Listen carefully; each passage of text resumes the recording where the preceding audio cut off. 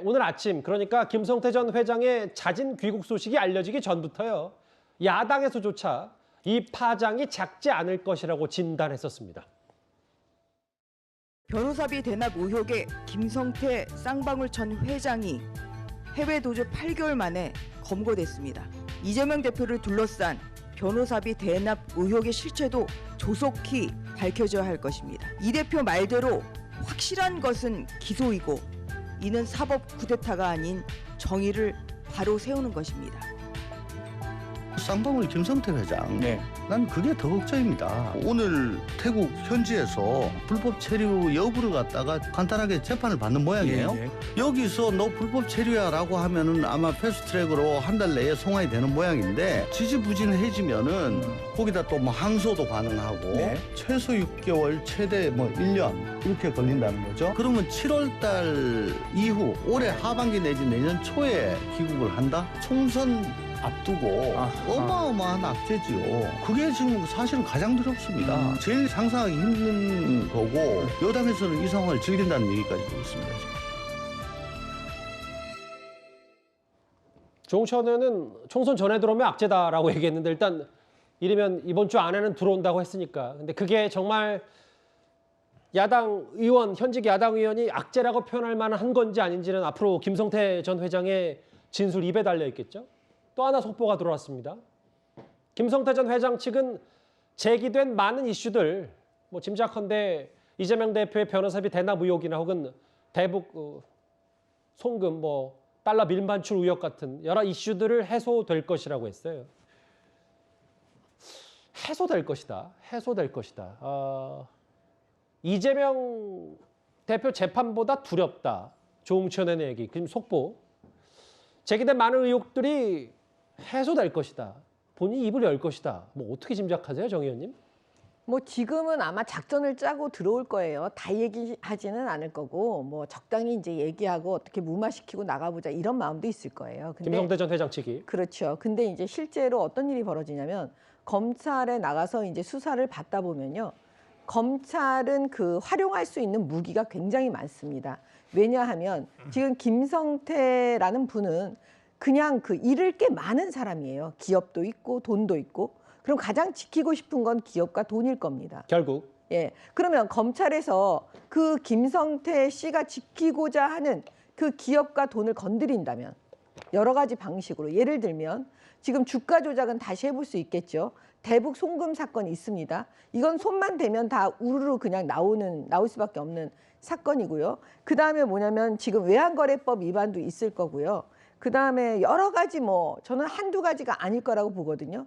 그러면 회사뿐만 아니라 뭐 여러 가지 부분을 건드릴 수가 있기 때문에 만약에 김성태 측이 계속 그 거짓말을 하거나 버티거나 입을 열지 않으면 그냥 털 수 있는 데까지 검찰이 다 털 수가 있습니다. 그래서 제가 볼 때는 일단 한번 자진 귀국해서 검찰에 들어가서 수사를 받게 되면 김성태 스스로도 감당할 수 없는 여러 가지 일들이 나오기 때문에요.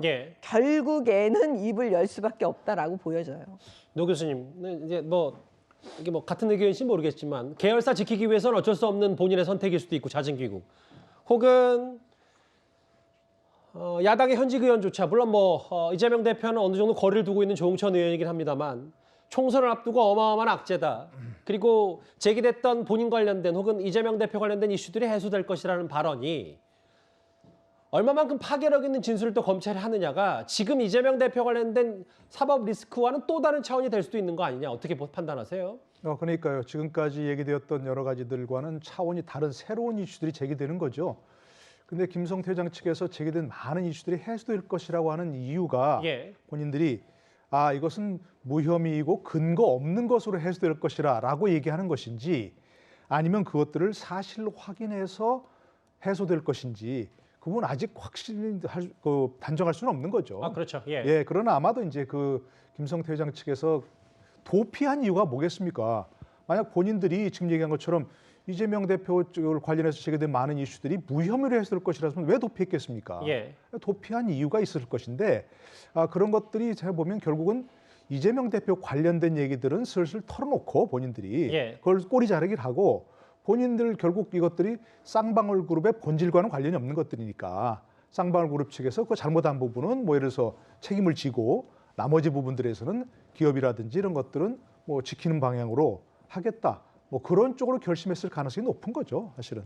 그러니까 상식적으로 생각했을 때 노 교수님 말씀은 그러니까 상식적으로 만약에 본인이 이재명 대표 변호사비 우리가 대신 안 내줬다 했으면 도피할 생각도 없고 의도도 없으니까. 그렇죠. 이유도 없었죠. 그리고 뭐 본인들 쌍방울이 남북 경협을 위해서 뭐 해외 달러를 민발출했다. 이것도 그 전에 국내에 있을 때 다 털었으면 해소됐으면 해소될 문제인데 도피했다. 근데 들어오는 과정에서 의혹이 해소될 것이다. 그 부분은 본인이 뭔가 진술을 안 할 수밖에 없다. 안 할 수밖에 없을 것이다. 이 말씀이신 거죠? 예, 진술을 할 수밖에 없을 것이고요. 기본적으로 예를 들어서 이재명 후보의 이제 변호사 대납 의혹이라고 하는 것은 이재명 대표가 선거법 재판 위반 재판 과정에서 뭐 전관 변호사를 포함해서 이제 수십 명의 연인원 수십 명 변호사를 썼는데 수임료로 2억 8천밖에 안 냈다 이렇게 얘기하는 것은 첫 번째 우선 너무 상식적으로 맞지 않다. 선거법 위반 사건 같은 경우는 아무리 적은 사건이라도 최소 1억이 들어가는 게 상식이거든요. 그런데 그것 너무 적었다 하는 그런 것들이고 두 번째는 변호인들이 이재명 대표의 변호를 맡았던 변호인들이 왜 하필 우연인지 쌍방울 그룹의 사회이사, 고문 이런 것들을 통해서 돈을 받았느냐 하는 그런 것들이고 알겠습니다. 그리고 우리도 한번 다룬 적이 있지만 그 주요 역할을 했던 이모 변호사가 쌍방울 측으로부터 20억을 받았는데 나중에 반환했다는 거 아닙니까? 그러니까 바로 이제 그런 것들이 대납 정황이라는 거죠.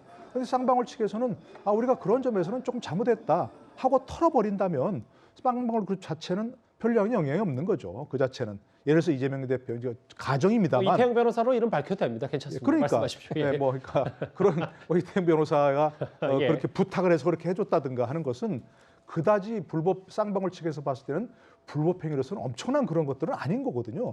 누군가의 부탁을 받아서 했다든가 그런 것으로서 털어버릴 수 있는 문제니까 현재로서는 그렇게 생각이 된다 그런 얘기죠. 다시 한번 말씀드리면 이번 김성태 전 회장의 잦은 귀국 의지와 맞물려서 이재명 대표가 경기도지사로 있던 그러니까 2018년에 쌍방울 계열사가 이재명 대표의 사건을 맡은 이태영 변호사를 사회이사로 선임하고 변호사비 대략 20여억 원을 대신 내줬다는 게 이 의혹의 핵심입니다. 그런데 이재명 대표는 대선 기간에도 이 의혹을 강하게 부인했었습니다.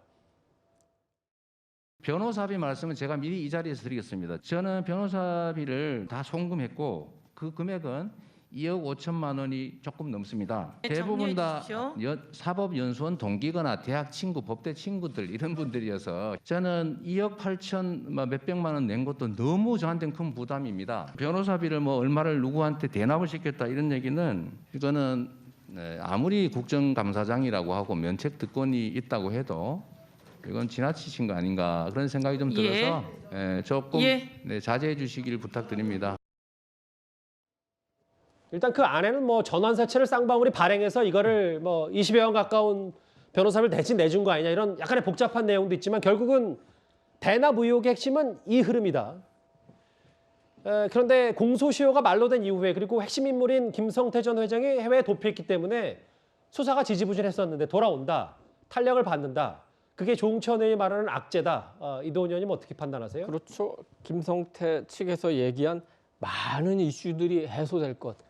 국민의힘 입장에서는 귀가 솔깃하고 아마 민주당 쪽에서는 가슴이 무너지는 얘기가 될 수도 있겠죠.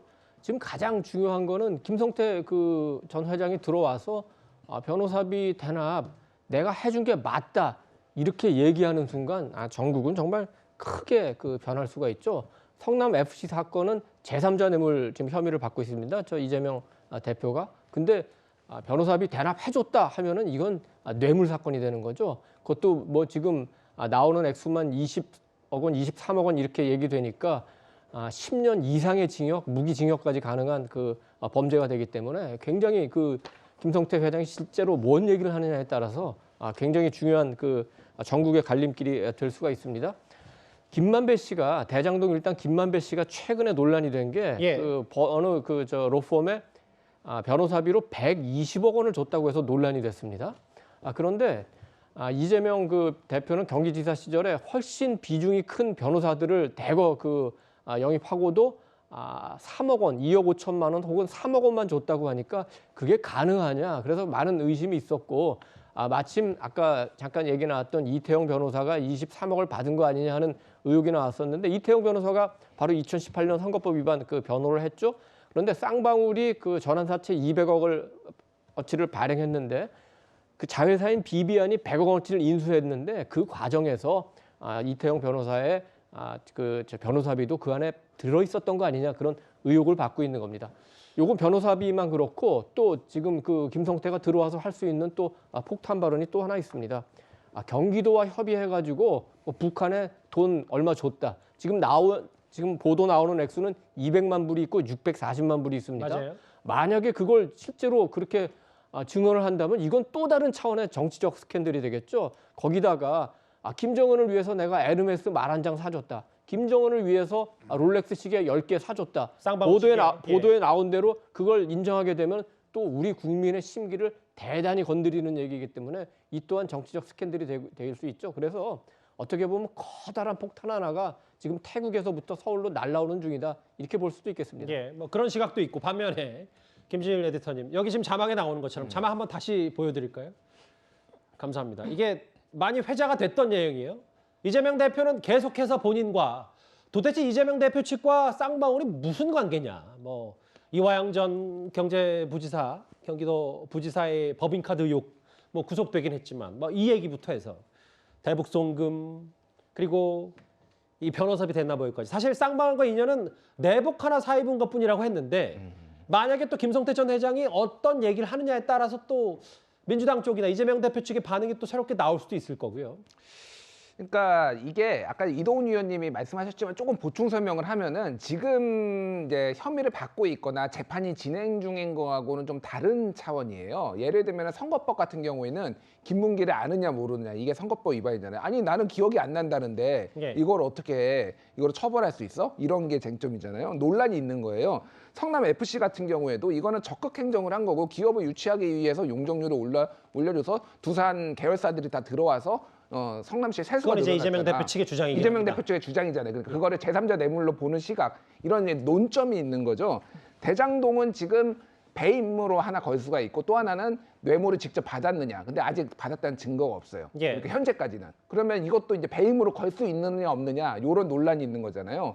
근데 이거 같은 경우에는 만약에 김성태 회장이 들어와서 그 전환사채 그거 사실은 그 변호사비였고 내가 준 거였다 했을 때는 부인을 한다고 해서 이게 없어지는 게 아니고 그게 이제 물론 이제 진실 공방이 있겠지만은 상당히 유력한 증거로서 이게 딱 제시될 수밖에 없는 그런 상황인 거예요. 그러니까 또 다른 의혹들 같은 경우는 이재명 대표가 말씀하셨던 것처럼 개인적인 주머니에 넣은 적이 없기 때문에 그 부분을 대장동 의혹이든 성남 FC 후원금 의혹이든 강조하고 있는데 저 부분은 만약에 김성태 전 회장이 입을 열 경우에는 그 파괴력이 만만치 않다는 말씀이신 거죠. 파괴력이 다른 거하고는 차원이 다르죠. 다른 거는 법리적 논쟁인 거예요. 이거를 이렇게 해석할 수 있냐 저렇게 해석할 수 있냐라는 건데 이거 같은 경우에는 김성태 회장이 뭐 그렇게 얘기를 하는 순간 물론 이재명 대표 측은 아니라고 부인을 하겠지만은 그거를 벗어날 수 있는 방법이 있느냐. 내가 이런 식으로 해서 이렇게 변호사비를 이태영 변호사 여기 뭐 나승철 변호사한테 준 게 맞다라고 이렇게 얘기를 한다라면은 이거에서 벗어나기가 굉장히 힘들고 이 진술의 신빙성이 이제 어느 정도 있느냐에 달렸지만은 굉장히 어려운 형국이 될 거예요. 거기에다가 이제 뭐 대북 송금이라든지 뭐 밀반출 문제 뭐 이런 등등을 다 하면은 이게 그래서 아까 전에 이제 그 누구였죠? 그 의원님이 조홍천 의원 죄송합니다. 조홍천 의원님이 이게 리스크가 그 정도로 크다라고 두렵다라고 얘기한 게 이제 그런 차원에서 나온 거죠. 김성태 전 회장 측은 의미심장한 얘기를 했어요. 자진 귀국하기 전에 제기됐던 의혹이 제기됐던 많은 이슈들 뭐 아마 이재명 대표 관련 뭐 쌍방울 본인 관련 의혹들이나 혐의들도 있을 텐데 많은 이슈들이 해소될 것이다. 그러니까 본인이 어쨌든 알고 있는 게 상당히 많다 이런 의미로도 짐작이 됩니다. 저 말의 방향이 어떻게 갈지 저희가 잘 지켜보겠습니다. 이러면 내일 온다고 하니까요. 저희 뉴스탑10도 잘 준비하고 있다가 한번 잘 지켜보겠습니다. 첫 번째 이슈 여기까지였습니다.